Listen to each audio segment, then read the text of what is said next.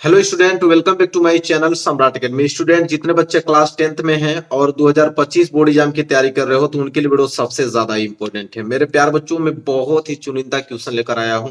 ठीक है, बहुत ही छोटा वीडियो, लेकिन इसमें से आप लोगों के 6 से लेके 7 नंबर आप लोगों के क्या हो जाएंगे, क्लियर हो जाएंगे। इतने ज्यादा मोस्ट इंपोर्टेंट ये वीडियो आप लोगों के लिए होने वाली है। 6 से 7 नंबर बस मात्र आप लोगों के बहुत कम समय में मिलने वाले हैं। ठीक है, तो ये कक्षा 10 हिंदी के महत्वपूर्ण प्रश्न है जो कि आप लोगों को तैयार कर लेना है किसी कीमत पे।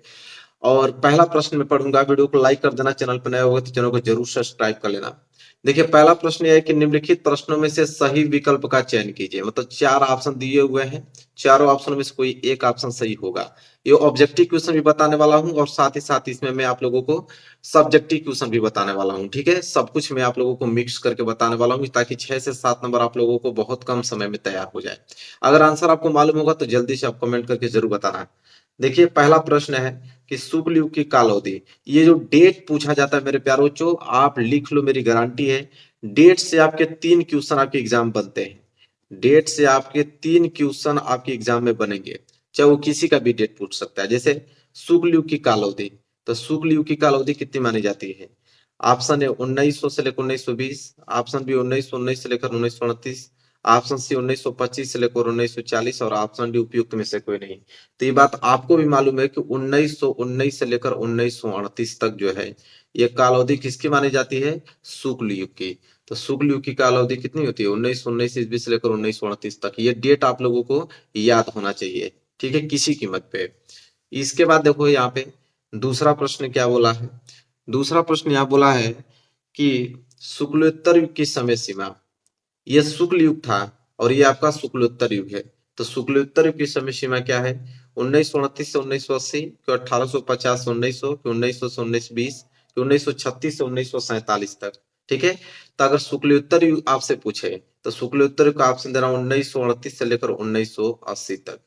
ये वाला जो है वो क्या हो जाएगा? राइट आंसर हो जाएगा। ठीक है, तो 2 डेट आपको मालूम चल गया, शुक्ल युग की, शुक्लोत्तर युग की। इसके बाद अगला जो क्वेश्चन आपसे पूछागा वो पूछा जाएगा मेरे प्यारे बच्चों कि निम्न में से रीति काल की काल अवधि बताइए कि रीति काल की काल अवधि कितनी मानी जाती है? 1643 ईस्वी से 1843 तक, कि 1343 से लेकर 1643 ईस्वी तक, कि यहाँ आपका 743 से लेकर 1343 तक, कि ऑप्शन डी इनमें 1843 से लेकर मतलब वर्तमान तक, अभी तक। तो रीति काल की काल अवधि कितनी मानी जाती है मेरे प्यारे बच्चों?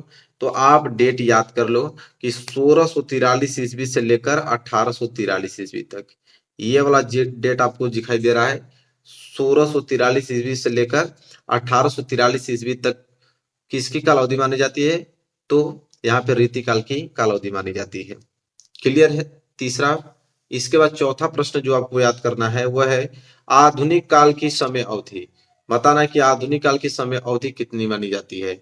1850 से 1900 तक, कि 1900 से लेकर 1920 तक, कि 1919 से लेकर 1929 तक, कि 1843 से वर्तमान तक। वेरी वेरी मोस्ट इंपोर्टेंट है। तो आधुनिक काल की अगर काल अवधि पूछा जाए तो मेरे प्यारे बच्चों आप दोगे 1843 से लेकर वर्तमान तक, अभी तक 2024 तक जो चल रहा है, ये किस में आता है? तो आधुनिक काल में आता है। तो आधुनिक काल की काल अवधि अगर पूछे तो आप 1843 ईस्वी से लेकर वर्तमान तक आप इसको डी वाला ऑप्शन जो है उस पर क्लिक करना है। इसके बाद अगर हम आगे बढ़े और अगला प्रश्न देखें तो देखिए अगला प्रश्न क्या है, प्रश्न नंबर 5वां।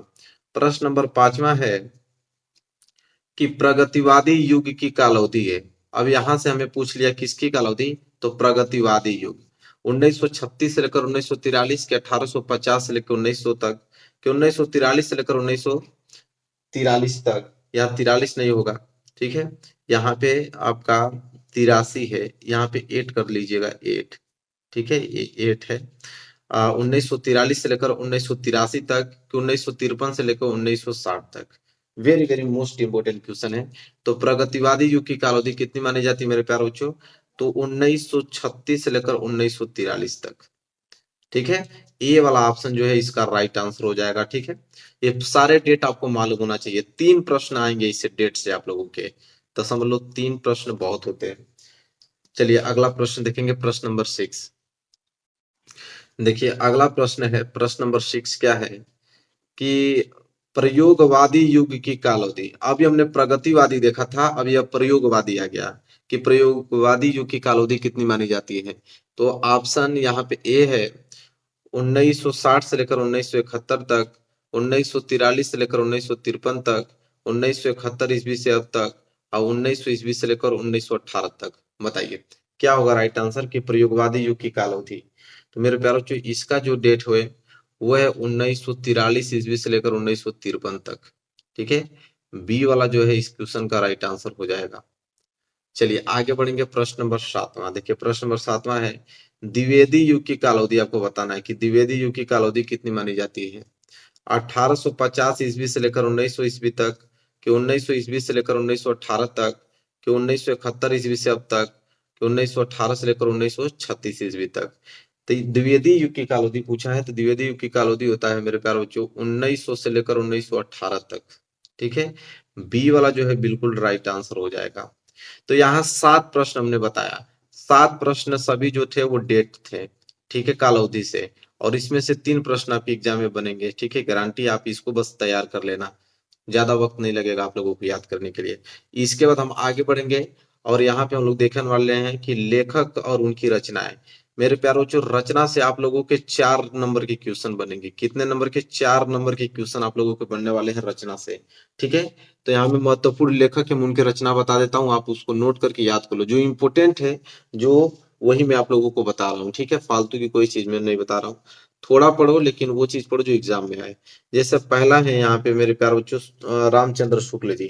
तो रामचंद्र शुक्ल जी के जो रचनाएं महत्वपूर्ण जो ऑब्जेक्टिव क्वेश्चन में पूछी जाती हैं, ठीक है, वो है आप लोगों की एक चिंतामणि, इसके बाद रस मीमांसा, इसके बाद विचार विधि, इसके बाद त्रिवेणी। ये 4 रचनाएं उनकी सबसे ज्यादा इंपॉर्टेंट है जो कि आपके एग्जाम में पूछा जाएगा। तो आप लोगों को याद कर लेना। पूछता है कि चिंतामणि किसकी रचना है, ऑप्शन में देगा रामचंद्र शुक्ल जी, या पूछ देगा कि रामचंद्र शुक्ल की प्रमुख रचना है, इनमें ऑप्शन बना के दे देगा। तो ये आप लोगों को चारों का चारों याद होना चाहिए। इसके बाद अगर हम दूसरा बात करें तो दूसरा है आपके जयशंकर प्रसाद जी। ठीक है, जयशंकर प्रसाद जी की महत्वपूर्ण रचनाएं हैं आकाशदीप, इंद्रजाल, इसके बाद कंकाल, तितली, इरावती, कमायनी, स्कंदगुप्त, अजातशत्रु, ध्रुवस्वामिनी, एककूट। जितने भी इंपॉर्टेंट है सारे इंपॉर्टेंट मैंने छाट के लिखा हुआ है। ठीक है, ये सारे प्रश्न आपके एग्जाम में बनते हैं और बने भी हैं। ठीक है, इसके बाद तीसरा जो है, तीसरा उनका है पद्मलाल पुन्नालाल बख्शी जी का। उनकी महत्वपूर्ण जो रचना है, एक है पंचपात्र, एक है क्या लिखूं, इसके बाद झलमला, इसके बाद मकरंद बिंदु। ठीक है, तो यहाँ पे इनकी महत्वपूर्ण रचनाएं कितनी हैं? 4 हैं, जो कि आप लोगों को याद करना है। यही एग्जाम में आता है। आप पेपर उठा के पहले का जितना भी पेपर है आप देख लेना, इससे बाहर एक भी प्रश्न नहीं गया हुआ है। आज की वीडियो सबसे ज्यादा इंपॉर्टेंट है आप लोगों के लिए। इसके बाद क्वेश्चन 4 देखिए, मतलब क्वेश्चन जो 4 है वो है डॉक्टर राजेंद्र प्रसाद। और डॉक्टर राजेंद्र प्रसाद की जो रचनाएं हैं वो है गांधी जी की देन, शिक्षा और संस्कृति, मेरी आत्मकथा, मेरी यूरोप यात्रा। मेरे प्यार बच्चों इतना ही इंपॉर्टेंट है, बस आप लोगों को याद करके जाना है। आप इसका एक नोट बना लेना और इनको रिवाइज करके ही आपको जाना है। 5वें नंबर पे आते हैं आपके रामधारी सिंह दिनकर जी। और इनकी महत्वपूर्ण रचना की अगर हम बात करें तो रामधारी सिंह दिनकर जी में जैसे पहला उनका है संस्कृति के 4 अध्याय, वेरी वेरी मोस्ट इम्पोर्टेंट। अर्धनारीश्वर तो पूछिए मत, कितना ज्यादा इंपॉर्टेंट है, आप लोग भी जानते हो। इसके बाद वट वृक्ष, इसके बाद उजली आग, फिर वट पीपल। ठीक है, तो इतनी महत्वपूर्ण है रामधारी सिंह दिनकर जी की। चलिए इसके बाद अगला देखते हैं। अगला है 6ठे नंबर पे भागवत शरण उपाध्याय जी। भागवत शरण उपाध्याय जी की महत्वपूर्ण जो रचनाएं हैं खून के छींटे, साहित्य और कला, विश्व साहित्य की रूपरेखा, साहित्य और कला। देखिए 2 बार हमने लिख लिया है साहित्य और कला, साहित्य और कला, इतना ज्यादा इंपॉर्टेंट है कि इसको मुझे 2 बार लिखना पड़ा। इसके बाद कलकत्ता से पिकिंग, फिर सागर की लहरों पर, फिर ठूठा आम, देखो ठूठा आम पूछता है, फिर इतिहास के पन्नों पर, मंदिर और भवन इतने ज्यादा इंपॉर्टेंट है ना, आपसे क्या बताएं। ये आप डायरेक्ट आप लोगों की क्वेश्चन एग्जाम में यहीं से छपने वाले हैं और पूरा का पूरा नंबर लेकर आओगे, मेरा गारंटी है। इसके बाद 7वें नंबर पे आते हैं जयप्रकाश भारती जी। इनकी महत्वपूर्ण रचना की अगर हम बात करें तो वर्फ की गुड़िया वेरी वेरी मोस्ट इंपोर्टेंट है। फिर है दुनिया रंग बिरंगी। फिर चलो चांद पर चले, आपको भी मालूम, देखिएगा 100% आपके एग्जाम में पूछेगा। इसके बाद हिमालय की पुकार। फिर अथाह सागर। फिर अनंत आकाश। ठीक है। तो मेरे प्यार बच्चों, मैंने जितने भी डेट थे मैंने डेट बता दिया और लेखक की रचनाएं बता दिया। यहाँ से गारंटी है मेरी कि 7 से 8 क्वेश्चन आपके एग्जाम में 100% बनेंगे, गारंटी है मेरी। बस आप देखिए 10 मिनट की वीडियो है, बस आप इसे अच्छे तरीके से रीड कर लेना, अच्छे तरीके से पढ़ लेना, और जितने भी क्वेश्चन हमने बताया सारे क्वेश्चन आपको याद होने चाहिए। ठीक है। ये सारे प्रश्न आपके एग्जाम में बनेंगे। तो वीडियो को शेयर कर देना जितने भी फ्रेंड आपके हैं जो कि 2025 में एग्जाम देने वाले हैं, तो उनके पास ये वीडियो पहुंच पाए और वो भी अच्छे नंबर लेकर आ पाए। तो चलिए मिलेंगे नेक्स्ट वीडियो में, तब तक के लिए धन्यवाद।